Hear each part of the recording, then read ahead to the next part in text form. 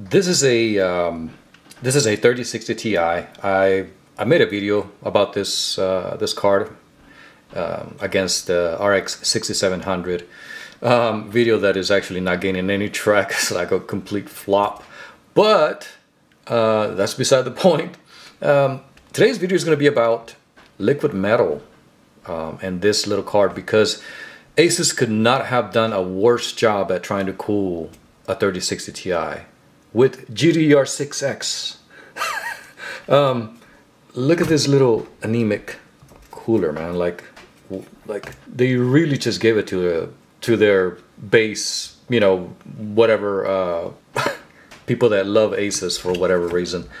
And I know you're out there. Don't lie. I know you're out there, fan base. But yeah, this card easily reaches 79. That's what it was going after before I replaced the thermal paste to Noctua NTH2. After the repasting, the temperatures dropped to 76, 77, around there. Now what I want to do is get some of that footage, part of it, half of it, with just this card here, and then comparing it to how it performs with liquid metal, and see if there's any like performance difference, or if it's just going to be a quieter card.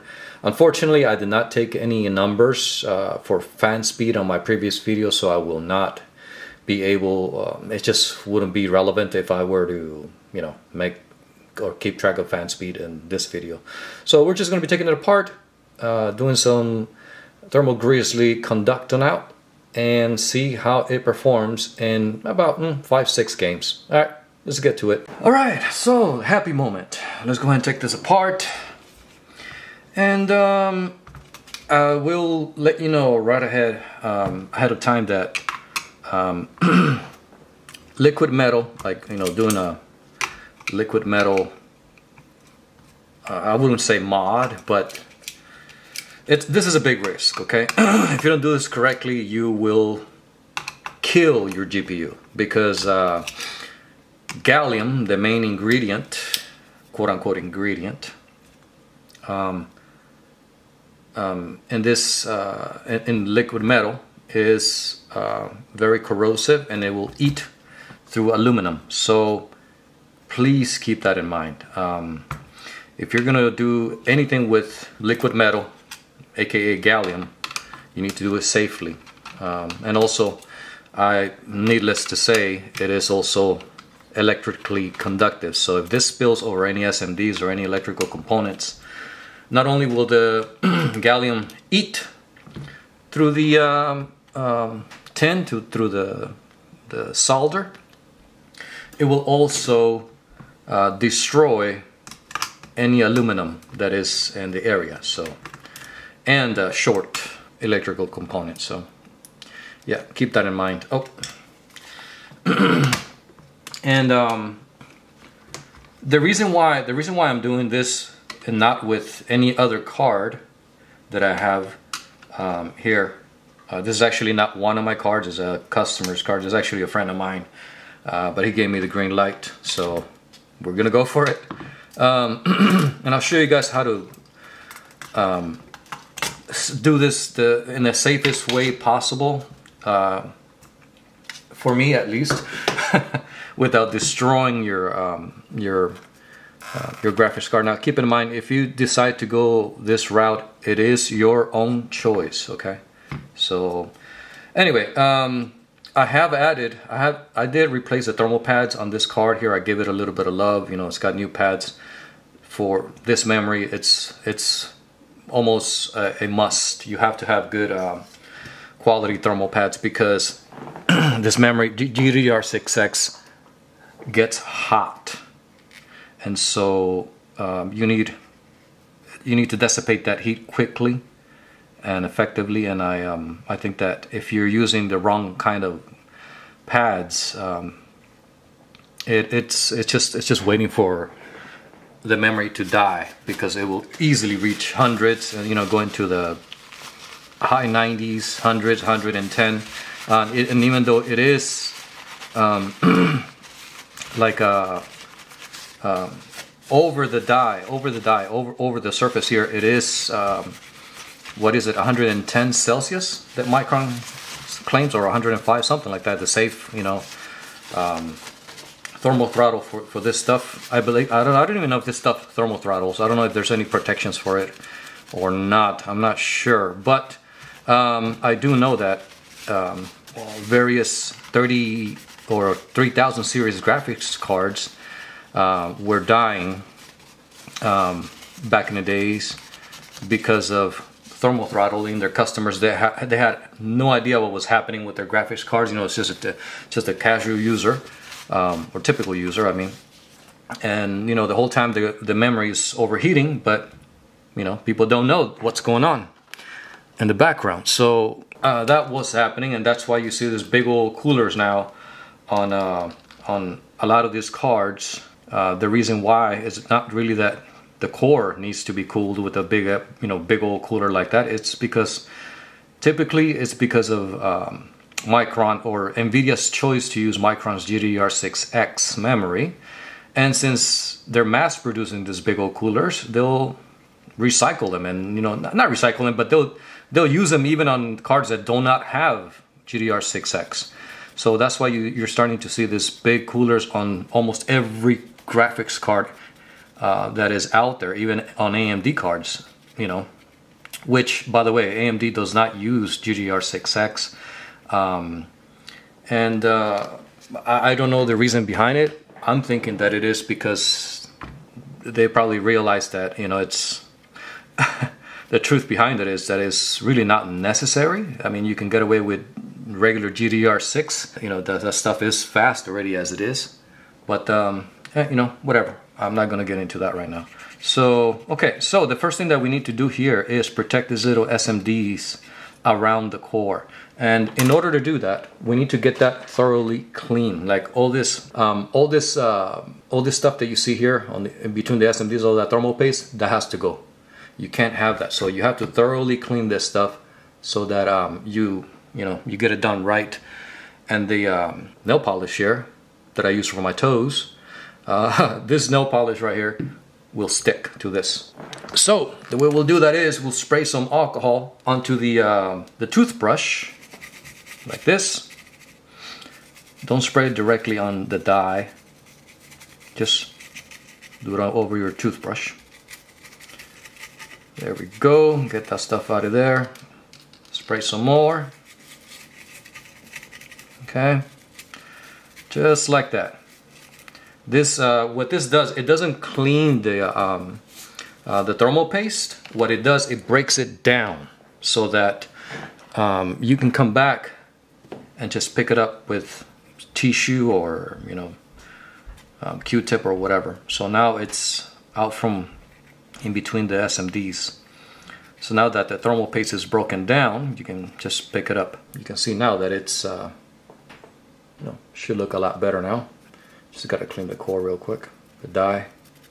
But anyway, so I think you get the point. I don't like talking to you guys like you're stupid or you don't know what you know what's going on, because if you're watching a video like this, obviously you're a person of interest, you're an enthusiast or trying to learn. So that says a lot about you. So anyway, I'll talk to you like you know what I'm doing or understand. Anyway, so yeah, so let's go ahead and clean this here. There we go. All right, let's get the liquid metal. Now I have two versions. I have the Cryonaut Extreme and the regular Cryonaut. And Der Bauer, sorry buddy, I'm not gonna go for that. I'm not gonna fall for that whole gimmick of the Extreme version.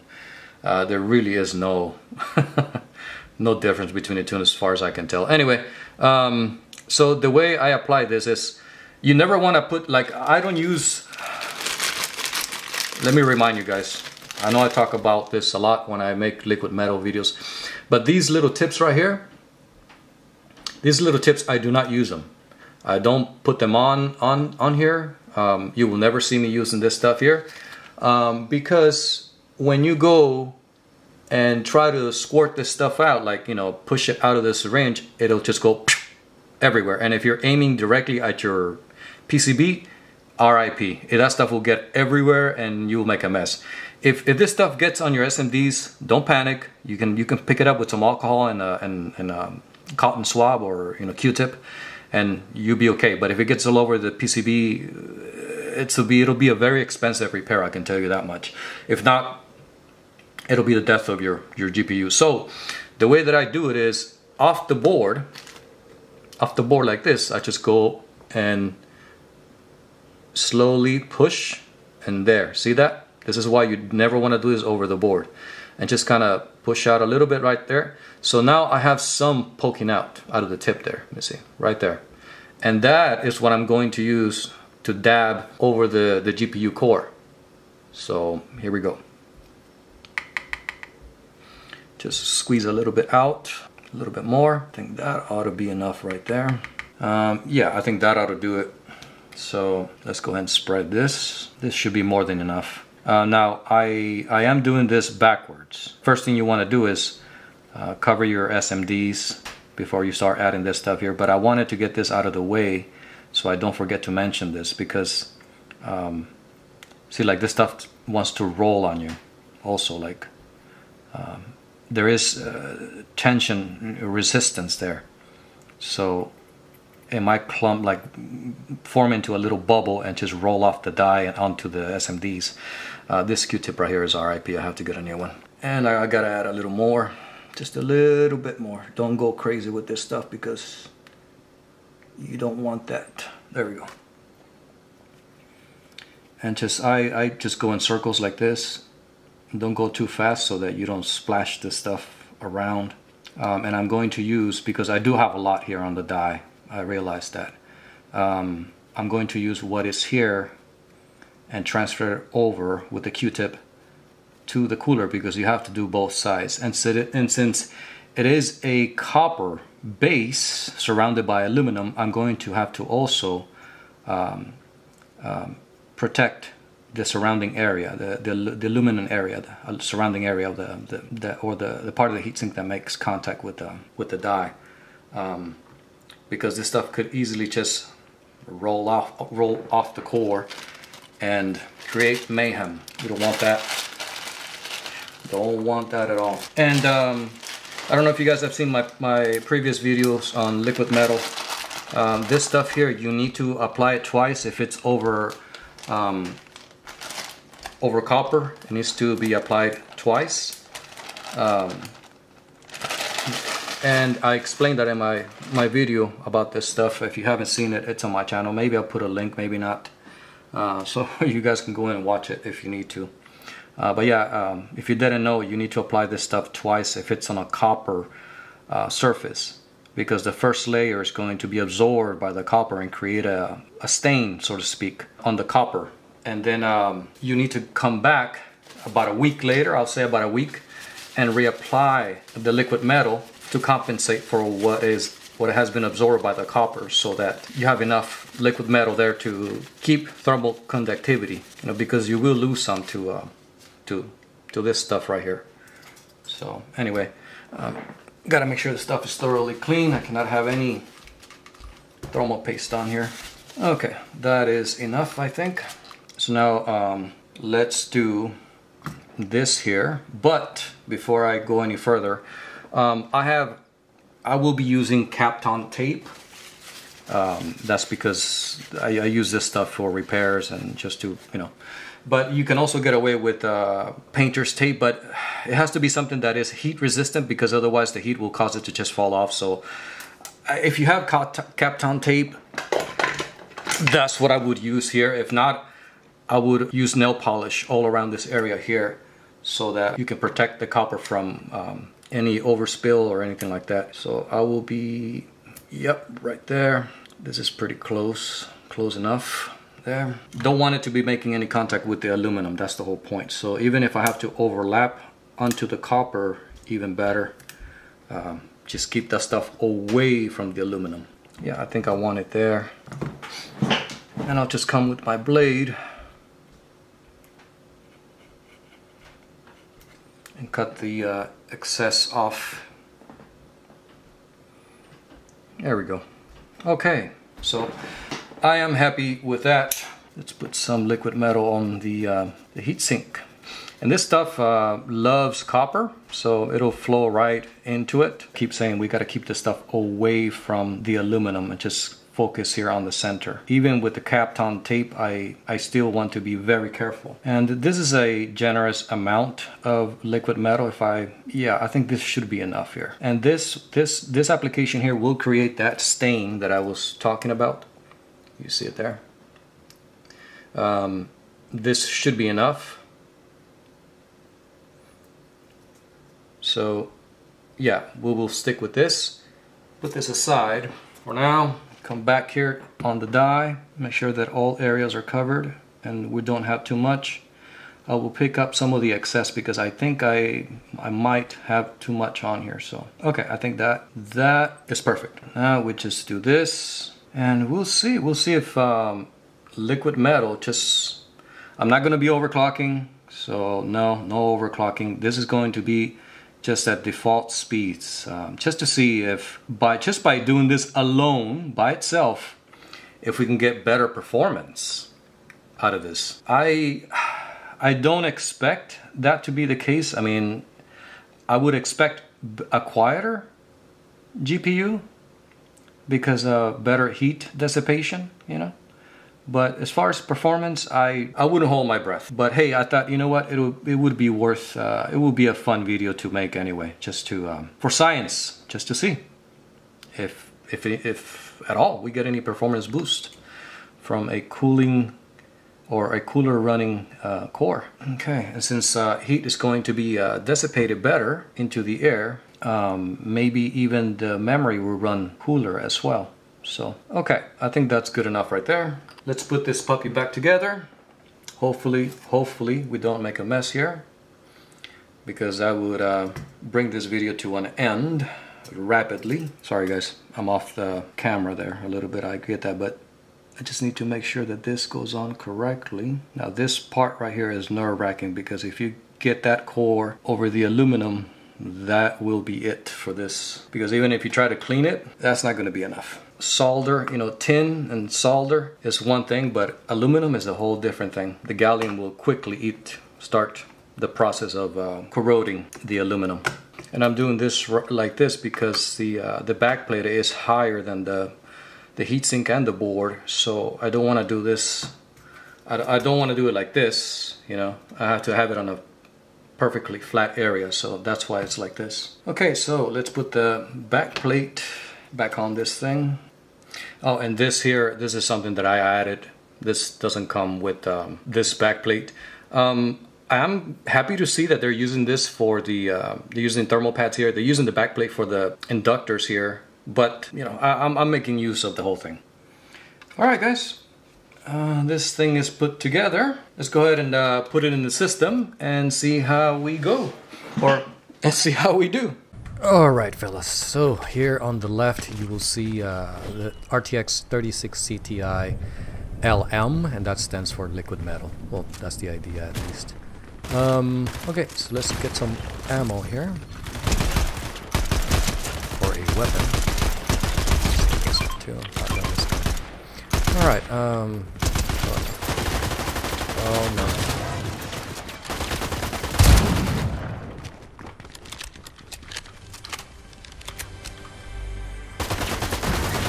Nope, you're not gonna get me. Nope. Oh man, I'm being ambushed. I'm a lover, not a fighter.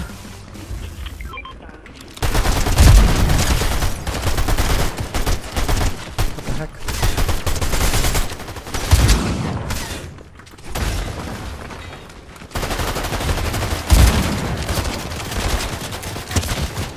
Oh, ow, ow, ow, ow. Holy cow.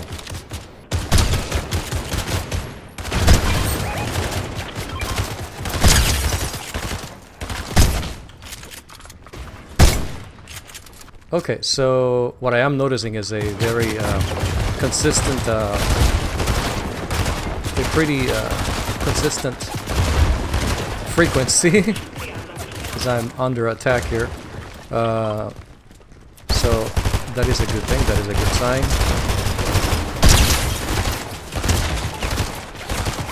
Come on, reload. Oh, I'm down. As far as I can tell, there isn't that much of a difference as far as like temperature-wise, performance-wise. And if I had to guess, it's because, or if I had to make an educated guess, it's because of the limiting factor here is the cooler itself. The choice of cooler that Asus ultimately decided to go with. So no matter what you do here, as long as this cooler is on there, this heatsink is on there, no matter how good your thermal interface is, it's not gonna matter really much. I mean, at best, I think we'll get a more stable frame time, but performance-wise, nothing too significant.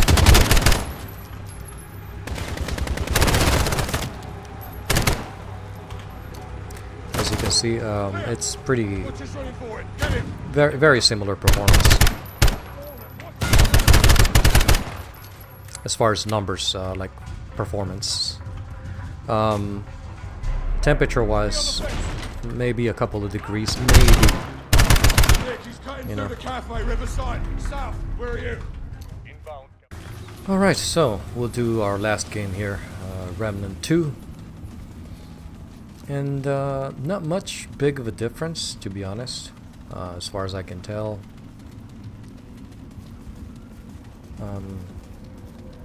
Maybe a couple of degrees lower in temperature. And a more stable frequency. I think it is boosting a little higher than the non-liquid metal. We're averaging 84 FPS so far, but then again we're just beginning the benchmark, so that's not much. That doesn't say much. Right, but yeah, so I think overall the liquid metal is helping. Not by a great margin if you leave it. It's over. If you leave it alone, like if you're not overclocking or doing anything like that, it doesn't appear to me like it's going to be a big difference, like as far as performance. But then again, I think the limiting factor here is the cooler. No matter how good your thermal interface, you know how good it is, it won't make a difference because the cooler itself is just mediocre. So maybe if I would have elected to go for a better, or selected a better GPU, like a bigger cooler, maybe things would have been different. But yeah, so this is what we get in Remnant 2. I think that this should be enough, you know, demonstration of what liquid metal does, like what, you know, as far as performance, like numbers, like FPS, you know. Does it help or not? Well, there you have it on the screen, so there's not much to tell really, and I'm not gonna do like any more games. I think this should suffice. So alright guys, I hope that you enjoyed the video, and it was informative in some kind of way at least. I hope you subscribe and give me a thumbs up if you like the video. If not, for whatever reason, you know what to do. I'll see you guys in the next one. Take care. Bye bye.